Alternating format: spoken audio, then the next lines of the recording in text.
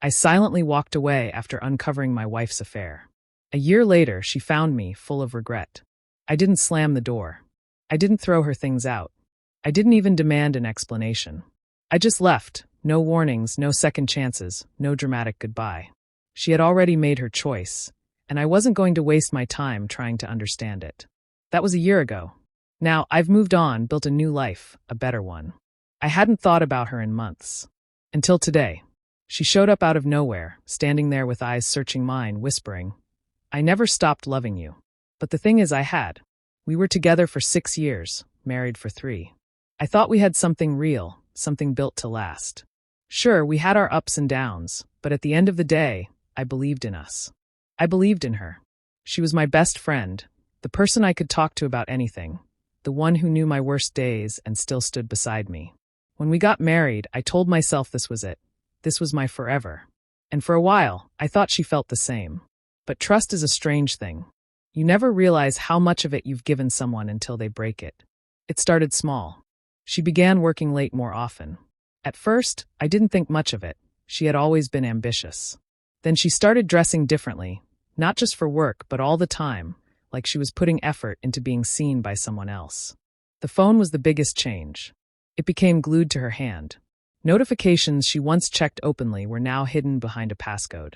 If it buzzed while we were sitting together, she'd tilt the screen away, smile at me, and change the subject. Little things. But little things add up. I asked her about it once, just casually. "Who keeps texting you this late?" She laughed, told me it was just work. "You're overthinking." That's what she said. And I wanted to believe her. I told myself I was imagining things, that I was being insecure, that I was creating problems where there weren't any. Because the alternative, the truth, meant my marriage, the person I built my life with, was already gone. But the truth has a way of showing itself, whether you're ready for it or not. One night, I got my answer. Not through suspicion. Not through paranoia. Not even through looking for it. It was just there, right in front of me. It was a regular evening. Nothing felt different. She told me she had to work late again, so I made dinner alone, watched some television, and eventually went to bed. I didn't think much of it. This had become our new normal. Then, around midnight, I woke up. The house was quiet. Too quiet. No sounds of her coming in. No soft footsteps. No whispered, "I'm home." Something felt off. I reached for my phone and checked her location. Not because I was the jealous type, but because I just needed to know. Her office wasn't where she was. Instead, she was at a hotel across town. My stomach dropped. My hands tightened around the phone. My mind raced with every possible explanation, every excuse, every logical reason. But deep down, I already knew the truth. I could have called her. Could have asked.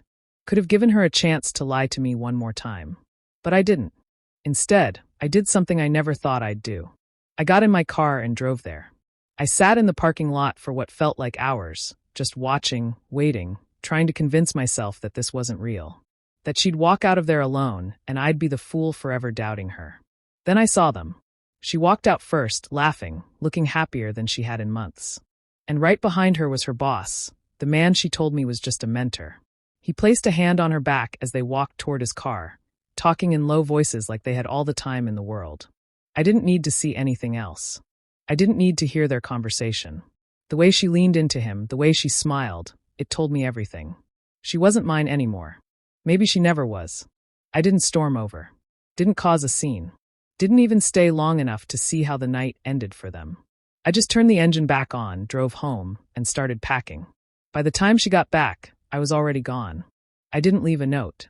Didn't send a text. I didn't need to. She knew what she had done. And now, she was going to live with it. I checked into a hotel that night, stared at the ceiling for hours, waiting for the anger to come, waiting for the heartbreak to hit. But all I felt was numb, like my body had already accepted what my heart refused to believe. The next morning, I filed for divorce. No argument. No drawn-out explanations. Just paperwork. I sent a copy to her office, because that's where she spent most of her time anyway. She called me that afternoon. 5 missed calls before I finally answered. "We need to talk," she said, her voice shaky. "No, we don't," I replied. She started crying, swearing it wasn't what it looked like, that she was confused, that she made a mistake. But you don't accidentally spend the night at a hotel with your boss. You don't accidentally lie for months. I'm not angry, I told her. I'm just done. And that was the last time we spoke. I moved to a new city. Started over. New job. New apartment. New routines. The first few months were hard. There were nights when I caught myself reaching for my phone, moments where I thought about what could have been. But every time, I remembered that night outside the hotel. And the doubt disappeared. She had already moved on before I even knew there was something to move on from. So I did the same. Life went on. I healed. I grew. I built a life that had nothing to do with her. Then 1 year later, she found me. I had just finished a morning run when I saw her standing outside my building. At first, I thought I was imagining it, just some random person who happened to look like her. But when she turned and our eyes met, I knew. She had found me. She looked different. Not in the way time changes people, but in the way regret eats at them. The confidence she once carried, the arrogance of knowing she had something better, was gone. What stood in front of me was a woman who had finally realized what she had lost. "Hey," she said, her voice softer than I remembered. "Can we talk?" I didn't answer right away. Just stared at her, letting her feel the weight of the silence between us. She shifted awkwardly, tucking a strand of hair behind her ear. "I know I have no right to ask, I needed to see you."